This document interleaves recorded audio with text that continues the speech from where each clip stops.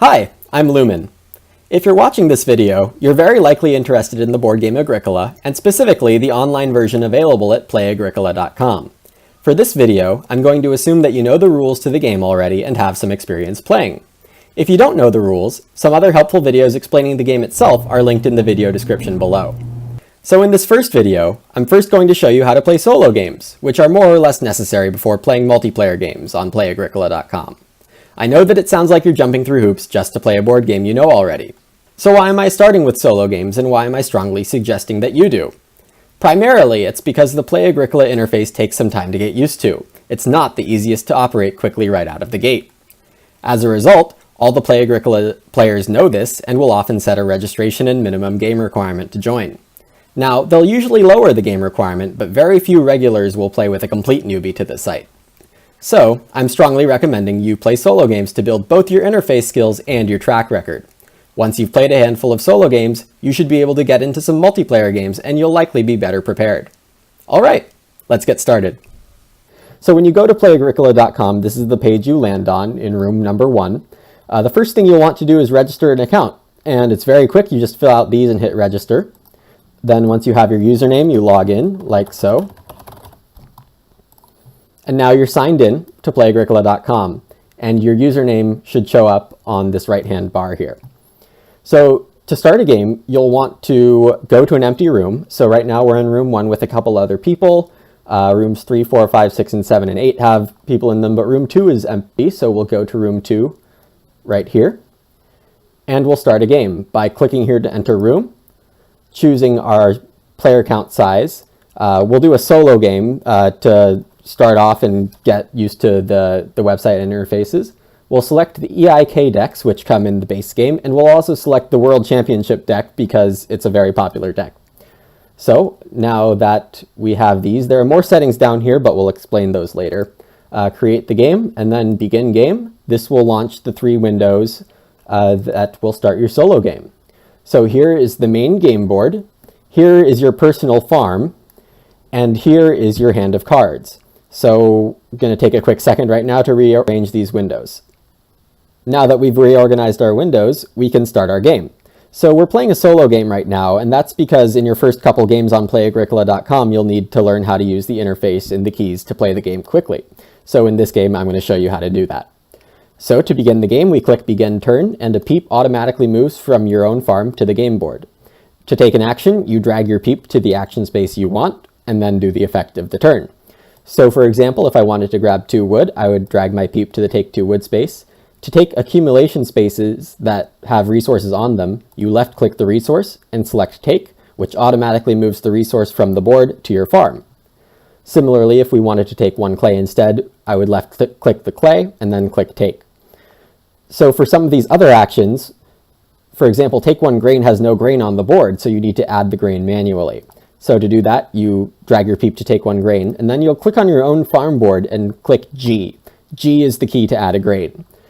Any resource has the key highlighted right here, so you can refer to this later if you ever forget any of the hotkeys, which are pretty easy to forget on your first few plays. So similarly, if I want to plow a field, the hotkey for that is I. So I would click my farm board, click I, and then drag my field to wherever I want to plow a field. Lastly, if I wanted to go to Day Laborer, I would drag my peep to Day Laborer and manually hit F twice on my farm after selecting it to add 2 food. So now I'll fast forward to the end of stage 1 and show you how to do a harvest. So now we're back to start round 4. Right now we have 2 fields, 6 food, which is just enough to feed our 2-person family in a solo game, and 1 grain. So right now I'll show you how to sow crops and then harvest them in a harvest. So we'll begin our turn. We'll take a 2nd grain, so we'll have 2 grain fields to sow. Again, I clicked G on my own farm. Ending turn, then beginning a turn and dragging my peep to sow and or bake. To sow a crop, you left-click it from your supply and click Sow, and automatically one of your crops will go to an empty field and be sown correctly. Grain will automatically become 3 and vegetables will automatically become 2. So now I'll sow my 2nd grain as well, and end the turn. So now we have to do the harvest because it's the end of stage 4. So to do this, first, of course, we harvest our fields. Now to harvest your crops, you click on any crop in any of your fields and then select Harvest All. This automatically moves one crop from every field to your supply. Now we feed our family. So we left click our food, and then we select feed 3 times peeps. Because this is a solo game, every peep needs 3 food. If we have a newborn, we can select this action to feed 1 food to that newborn only and 3 food to every other peep we have.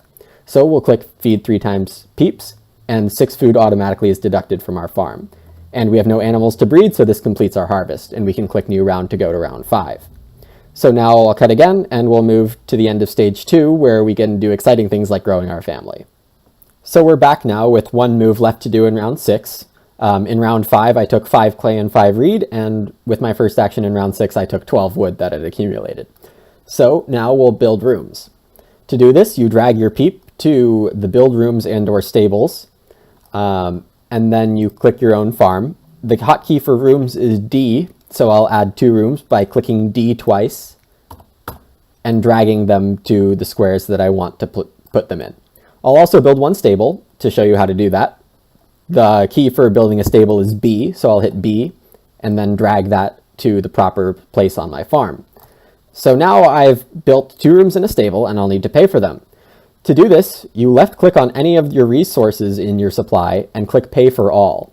The game will know that because I built 2 rooms in a stable, I owe 12 wood and 4 reed. So I'll click OK, and the resources are automatically deducted from my farm. So because that's the end of my turn, I'll do that, and new round to start round 7. Now we'll want to grow our family, of course. So we'll drag our peep to family growth, and when I undrag it, this pop-up window comes up, and I'll click OK to automatically have a peep added to this space. And then I also get a minor improvement, so I'll do this. The card I'm going to play is Undisturbed Pond. This is a minor from the WM deck, which requires no occupations to be played, and says place 1 food on each of the next round spaces up to the number of completed rounds. So this would give me 6 food on the next few rounds because we have 6 completed rounds as we're currently in round 7. So to play this card, I left click it from my hand, I click on play to farm, and then one other thing you have to do when you play a card is announce it. So you do this by left clicking the card once it hits your farm and clicking announce. Now an automatic chat will come up saying that I played the Undisturbed Pond. In multiplayer games, this is crucial to announce cards because it lets your opponents know what you're playing. Now, again, the effect of the Undisturbed Pond is to place a food on the next 6 round spaces because we're in round 7 currently. So to do this, I'll click the game board, hit F to add a food to the game board, and drag it to round 8. And I'll do this for the next few rounds as well. But I'll also do a shortcut. To place an item where your cursor is, you click Shift and then the item that you want to add. So if I click Shift F while my cursor is there, it'll automatically add a food. And this is a lot faster than clicking an item and then dragging it. So now that I've added food to the next 6 rounds, I can end the move. Now, of course, we'll need 7 food to feed our family this harvest, so I'll drag my peep to 7 food on fishing, take it into my farm, and end the turn. Now, once again, to harvest your crops, you'll click the crop itself, click Harvest All, and 1 item from each field moves to your supply. We'll feed our family by clicking Feed 3 times Peeps -2, and this automatically removes 7 food from our farm. We have no animals to breed yet again, so that's the end of the harvest, and we can click on New Round. So to start round 8, we'll add our food to the farm that we get from Undisturbed Pond, and we'll grow our family again. Press OK to add a family member to your space. And we're going to play Helpful Neighbors. And again, this is the minor improvement that lets you trade in a wood or a clay from your supply for a stone or a reed. So to play this card, it's a passing card, and in a solo game, passing cards get thrown to the board, never to be used again. So we'll play this card to our farm first, just so we can announce it, so that other players can know what we're doing. And we have to manually select the cost of Helpful Neighbors and the payoff of Helpful Neighbors because there are options here. So we also need to throw this card to the board, so we left click it and select to board, and we can put it to the side of the major improvements to show that it's discarded. And we'll pay a clay for it by manually subtracting a clay. We left click the clay and go to -1, and then manually we'll add a stone by clicking on our farm and pressing S. And this manually gives us the effective Helpful Neighbors. So now that we've grown our family, of course, we'll end our turn. Something I haven't shown you yet is how to play occupations. So of course you would drag your peep to the occupation space. Our first occupation is free. And to play a card, yet again, we'll click on it from our hand, select play to farm, and it automatically moves to our farm board. Yet again, we'll want to announce the card I played is the tutor, which of course you know as the card that gives you a bonus point for playing occupations after playing the tutor. So we'll end the turn, and then take 3 clay so we can be set up to renovate and build a fireplace next round. So we'll start the round, take the food from undisturbed pond, and begin our turn. We drag our peep to renovate to signify that we'll use that action. We'll renovate by clicking any of your rooms, selecting the new material you want your rooms to be made of, and then auto-paying by selecting any resource and going to pay for all. The game knows to remove 4 clay and 1 reed from my farm. Now, of course, I also get a major or minor improvement action with this renovation, so I'll take the fireplace from the major improvements board by left-clicking it and selecting Play to Farm. And yet again, I can left-click and pay for all on my clay so that the game takes 2 clay away from me. I could have renovated and taken the fireplace and at once done pay for all, and it would have taken 6 clay and 1 reed away from me. So that's how you renovate. Of course, we want to announce that we played the fireplace as well. So we, of course, need to feed our family also. So we'll take 8 sheep here. It's an accumulation space, so we left-click the object and select Take, and this gives us 8 sheep. Now we can only hold 2 because we can hold 1 in our house and 1 in the stable. So we want to manually remove the rest. So we click -2, -2, and -2. And we're going to eat these sheep, so we manually add 6 times 2 food, because that's the conversion rate in the fireplace, which is 12 food. So we'll add 12 food to our farm. We can just hold down F until we get to 14, and then take our next move. Now we'll want to play another occupation. So we drag our peep to occupation. We pay a food because it's our second occupation and not free anymore, and we manually do this on our farm. And we'll play the clay hut builder, which of course, now that we're in a clay house, lets us put 2 clay on the next 5 rounds. So we'll play it to our farm by left-clicking it and selecting Play to Farm. We'll announce it in chat, and then we take the effect, which is putting 2 clay on the next 5 rounds. So again, I'll put my cursor on the next round and press Shift-C for clay, and do this twice per round. And that's how you add the effect of the clay hut builder, and we'll end our turn now. But we'll also need to mark a victory point on tutor because we get a bonus point for playing the clay hut builder. And standard for Play-agricola.com is to click J. And this triangle marker is the typical one used for bonus points. So we'll drag this bonus point marker onto the tutor to signify that we currently get 1 bonus point off of tutor. So now we find ourselves in round 10. At the end of round 9, I took 6 wood and took 1 grain off each field, fed our family, and the sheep can't breed because there's no place to put a sheep. So to start this round, I'm going to buy the clay oven and show you how to bake a bread. So to do this, we go to Major or Minor Improvement. We take clay oven off the board by selecting Play to Farm, and we'll auto pay for it. So now to bake a bread, which we get the action from buying the oven itself, we'll manually do this by subtracting 1 grain from our pile of 6 and manually adding 5 food. And that's how you bake bread. You just manually remove the grain and give yourself food. So we'll end our turn. Now another occupation I want to show you for how to do this on the site is the grocer. So of course the grocer lets you have a pile of 8 goods and pay a food at any time to take the top item. So we'll add this to our farm, announce it in chat, and add 1 marker by left-clicking the marker and selecting +1. Of course, we also need to pay for the occupation. So with the grocer, we pile items on the card itself in a normal game, but here we'll add the items to the board. If you added items to the card itself, the auto pay mechanism will automatically take resources off of the card itself sometimes, and that's not something you want. So the convention on the website is to stack the resources on the board. So for the grocer, we add a reed, a grain, a stone, a vegetable, a wood, a clay, a reed, and another vegetable. And so here we have a spot on the board reserved for us, and everybody that you're playing with will also know how many items are left on your grocer in an easy way. So we'll begin our next turn. In order to take something off, you can manually take it from the board by left-clicking it and manually deducting a food. And that's how you would take the top item off grocer. Now we'll fast forward towards the end of the game and show you the few remaining actions to do with the interface. So now we're back at round 13. In the meantime, we've renovated our house to stone. We've played the stone cutter, which will allow us to save stone on rooms, renovations, and improvements. We've plowed a couple more fields. We've taken everything off of the grocer. And we've bought the stone oven and the well with the help of the stone cutter. And we've also sowed and baked bread. So now we'll do fencing.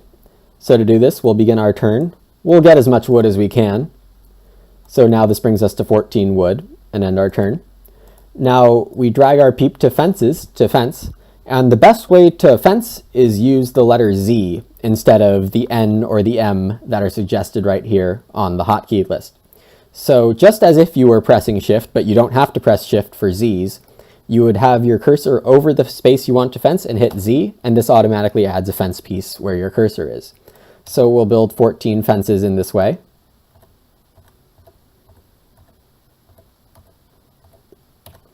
And now that we've done that, we'll pay for all, and this automatically will deduct the 14 wood for us, and we'll end our turn, and that's how you build fences. Another action to do right now is to get animals that will breed. So we'll grab the 6 boar, and we'll move around our animals so that they're correctly represented. And now I'll take the 3 cows here as well. And yet again, move items on the farm around to fit. And I'm going to use the split function to move a cow into this pasture. And then another action I haven't shown you yet is start player. If you drag your peep to start player, the game will automatically assign the start player, which is this yellow square, to the correct person. So I'm already the start player, so we'll see no change here. But that's how you would use the start player action in a multiplayer game. You don't have to do anything. It's very hands-off. The game will know to move the start player token to your name. And we'll play the baker's oven here, which of course has you return an oven and gives you a bake bread action at the rate of 2 grain, up to 2 grain to 5 food each. So we'll use this grain to feed once we bake it as well. So yet again, we'll play the baker's oven to our farm and we'll announce it so that everybody watching knows what we're doing. And we have to take the effect, which is returning an oven. I'll put the stone oven back to the board by clicking it and having it send to board, and I'll drag it back to its proper place on the major improvements board. And then I'll also bake 2 grain by subtracting 2 grain here and adding 10 food manually to get us up to 19 food. For our harvest, yet again, we take everything off our fields by selecting harvest all. Now that we have 5 peeps, thanks to family growth without room last round, we'll feed 15 food automatically. And then we'll breed our animals. And to do this, you can just manually add 1 to every stack that breeds. If you use the breed function instead, it adds the animal to the side. And this can sometimes be useful as a shortcut, but it's usually easier to just click +1. And that's how you'll breed your animals. Now we'll fast forward towards the end of the game to show you how to report your score and a couple other final items. Now we're back, and we have the last action of the game to do. With this action, I'll show you how to use the discount provided by the stone cutter. So we'll begin our turn and drag our peep to major or minor improvement, and we'll buy the pottery by left-clicking it and selecting play to farm.